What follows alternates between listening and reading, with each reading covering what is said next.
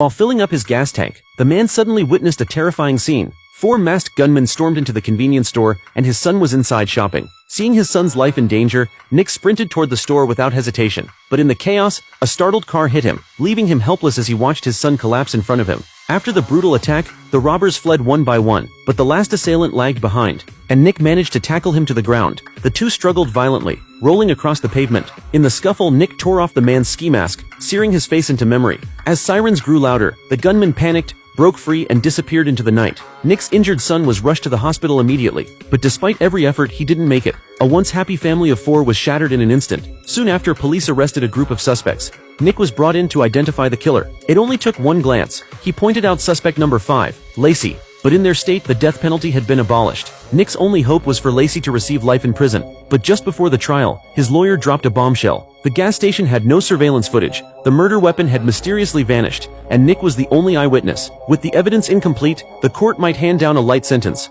Or worse, let Lacey walk free. Then came the final blow. Nick learned his son wasn't even killed during a robbery. It was part of a sick gang initiation. To them, his son's life was just a twisted rite of passage. On the day of the trial, Nick was expected to follow his lawyer's plan, ID the killer, and at least guarantee a 3-year sentence. But staring into Lacey's smug, mocking face, Nick made a different choice. He refused to testify. The judge had no choice but to release Lacey on the spot. Oblivious, Lacey strutted out of the courtroom, thinking Nick was too scared to act. He celebrated with his gang, cheering in the street, completely unaware. His countdown had already begun.